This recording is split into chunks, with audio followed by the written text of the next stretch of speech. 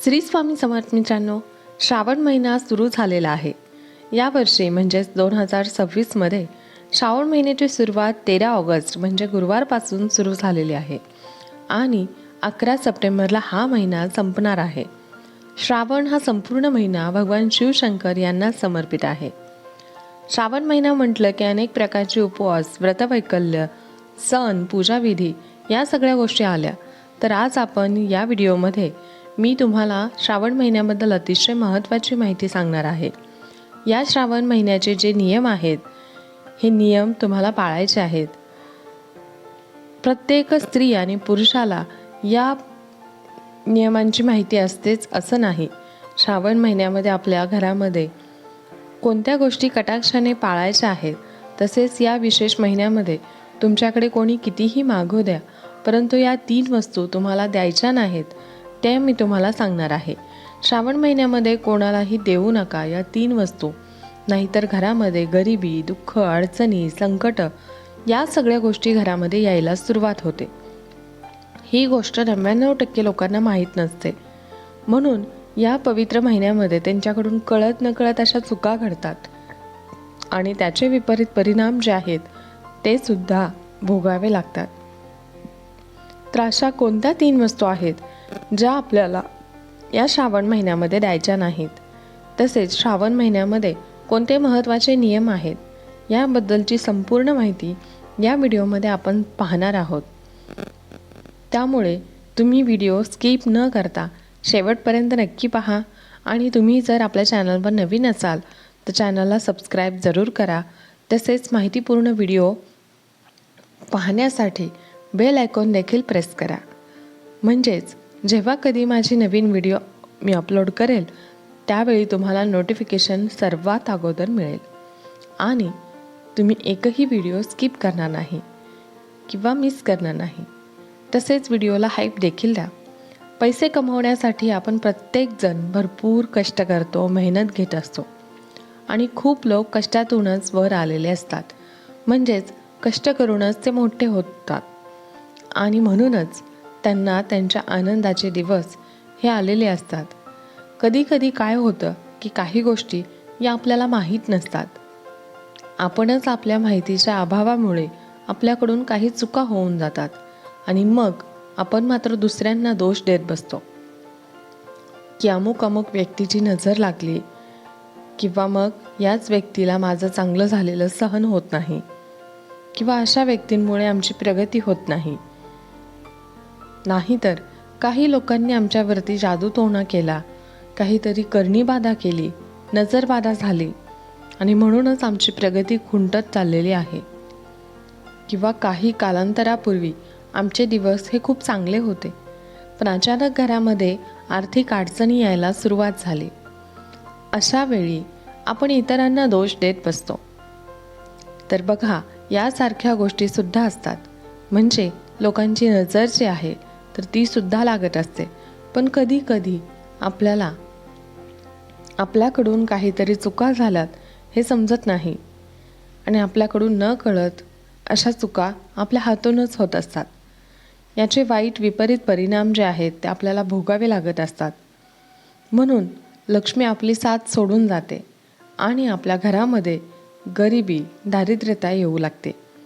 बरेच लोक सूर्यास्तानंतर 6:30 म्हणजे 6:30-7 या वेळेत काही ना काही वस्तू आपल्याकडे मागायला येतात.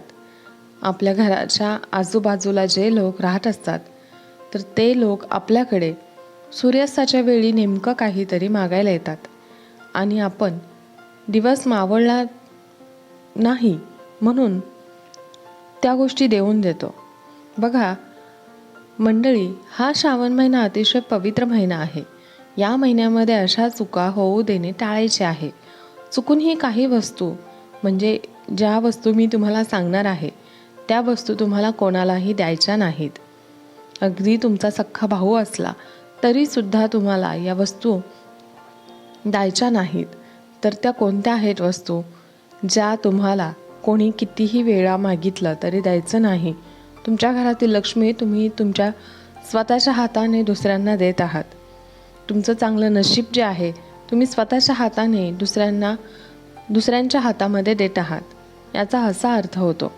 बघा, हा श्रावण महिना जेवढा आपण मानतो की श्रावण महिन्यामध्ये चातुर्मासामध्ये जेवढं तुम्ही पुण्यकर्म कराल तेवढं तुम्हाला त्याचे चांगले परिणाम दिसून येतात.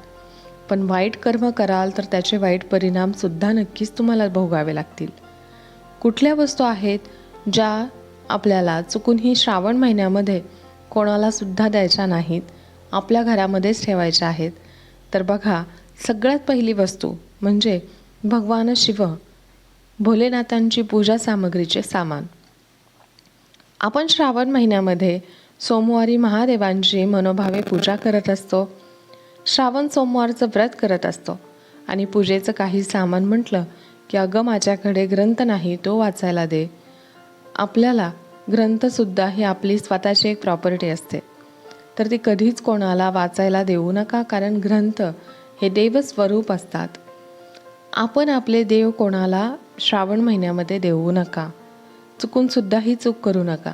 तसेच आपली पूजा सामग्रीचे साहित्य जे असेल, काही सामान असेल पूजेचं, तर ते सुद्धा कोणाला देऊ नका.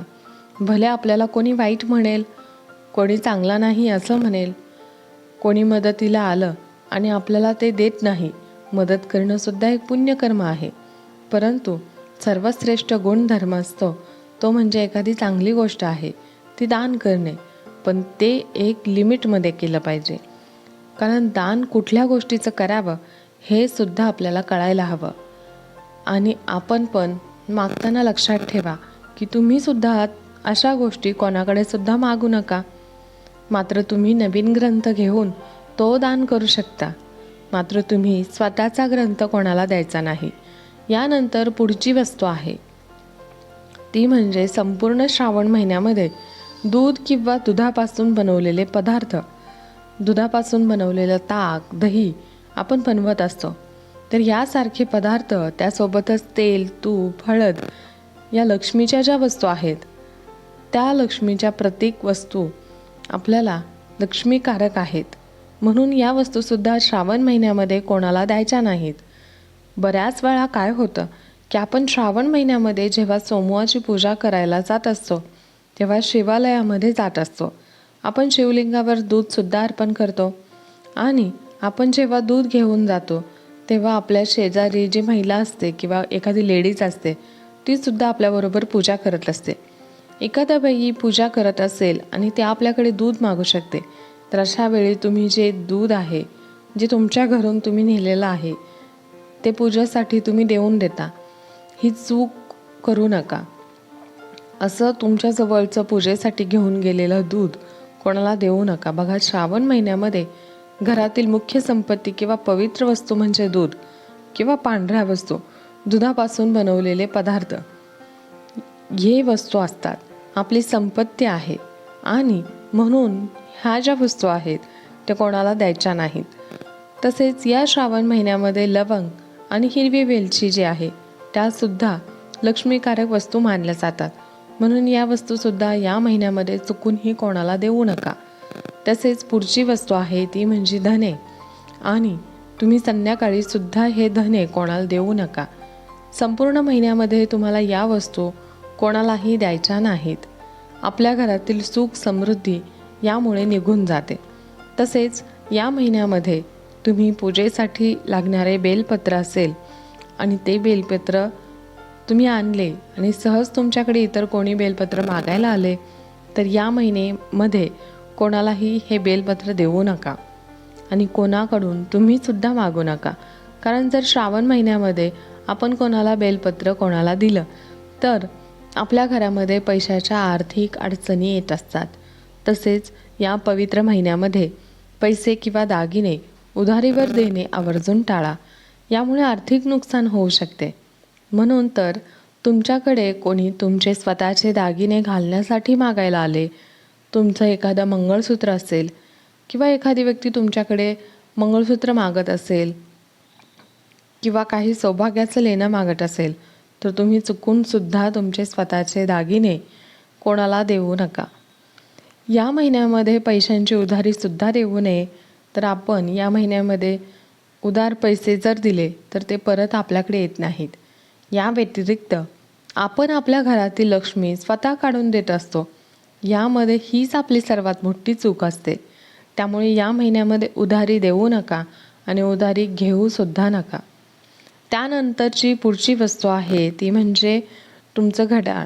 बघा, एखादी एमर्जन्सी असेल, घड्याळ तर शक्यतो कोणी मागत नाही, परंतु समजा एखाद्या व्यक्तीला एक्झामला जायचं असेल किंवा मग एखाद्या व्यक्तीला बाहेर जायचं असेल, तर त्या व्यक्तीचं घड्याळ सापडत नाही किंवा तुमच्याकडे आहे आणि 5 मिनिटांसाठी मला पाहिजे आहे, तर अशा परिस्थितीमध्ये तुमचं जे घड्याळ आहे ते तुम्ही कोणालासुद्धा द्यायचं नाही. तुम्ही कोणी कितीही तुम्हाला घड्याळ मागत असेल तरी ते घड्याळ अजिबात देऊ नका. आपल्या आयुष्यामध्ये बघा, वेळेला खूप महत्त्व आहे आणि आपल्यावर खूप चांगली वेळ आलेली आहे. आपलं आयुष्य सुरळीत सुरू आहे, तर आपली चांगली वेळ दुसऱ्याला देऊ नये असं म्हणतात. म्हणून बघा, मी तुम्हाला नेहमी सांगत असते की बंद पडलेलं घड्याळ घरामध्ये ठेवणं चुकीचं आहे. वर्षानुवर्ष ते तसंच पडलेलं आहे. तुम्ही घरामध्ये असं बंद पडलेलं घड्याळ जर ठेवलेलं असेल, ते पहिलं आजच बाहेर काढा, कारण हे पूर्णपणे चुकीचं आहे. यामुळे घरामध्ये वास्तुदोष निर्माण होतो आणि घरामध्ये ठेवलेलं बंद पडलेलं घड्याळ हे घराच्या प्रगतीमध्ये अडथळे आणतं. एखादं घड्याळ जर बंद पडलेलं असेल की ते तुमच्या हातावरचं असेल किंवा भिंतीवरचं असेल, तर लगेच दुरुस्त करा. ते घरातून बाहेर काढा. वास्तुशास्त्रानुसार असं म्हटलं जातं की बंद पडलेलं घड्याळ हे आपल्या घराची प्रगती, आपली प्रगती होऊच देत नाही, ते थांबवतं. हा महत्त्वाचा नियम तुम्हाला आवर्जून पाळायचा आहे. या सर्व गोष्टी अगदी छोट्या आहेत, तिच्यामध्ये स्वतःची एक सकारात्मक आणि नकारात्मक ऊर्जा असते. त्याचा कुठे ना कुठे परिणाम हा आपल्या स्वतःवरती आणि आपल्या घरावरती होत असतो. आता या वस्तू निर्जीव असतात. आपण समजतो या वस्तू निर्जीव आहेत, पण आपल्या आयुष्यावर याचा खूप खोलवर परिणाम होत असतो. यानंतरची पुढची वस्तू आहे ती म्हणजे भगवान महादेवांच्या पूजेमध्ये वापरले जाणारे पांढरे वस्त्र जे आहे, तर ते आपण जे वापरत असतो, तर श्रावण महिन्यामध्ये आपण जेव्हा महादेवांची पूजा करतो तेव्हा तिथे पांढरे वस्त्र वापरत असतो. तर आपले स्वतःचे पांढरे वस्त्र जे आहे तर ते कोणालासुद्धा द्यायचं नाही. म्हणजे तुमची साडी असेल, तुमचा ड्रेस असेल किंवा तुमच्या घरातील एखादं पांढरं वस्त्र असेल, तर चुकूनसुद्धा श्रावण महिन्यामध्ये कोणाला ते द्यायचे नाही.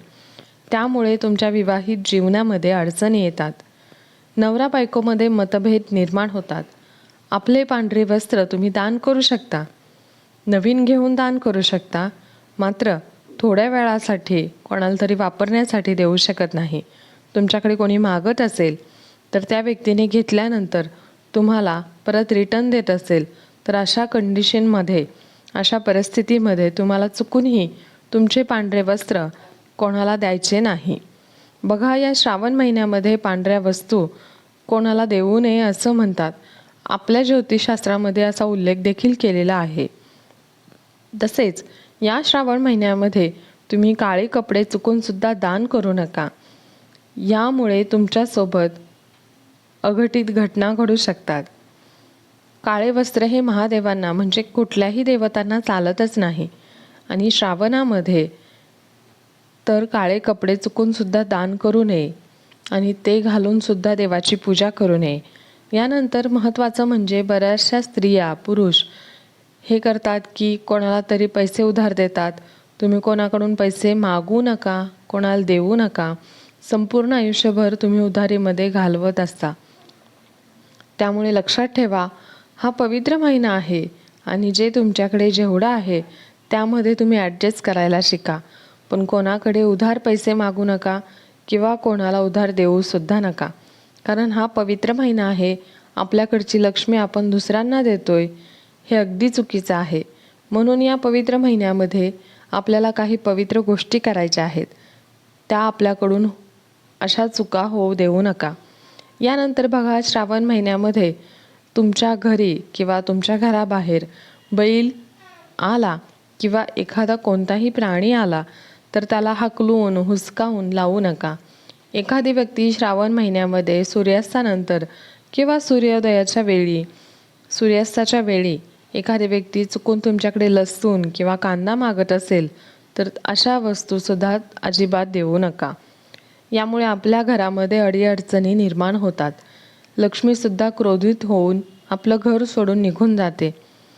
ह्या काही वस्तू आहेत त्या आपण श्रावण महिन्यामध्ये कोणाला द्यायच्या नाहीत. या महिन्यामध्ये लसूण यासारखे पदार्थ आहेत ते खाण्याचे टाळायचं सुद्धा आहे, कारण ते तामसिक पदार्थ आहेत.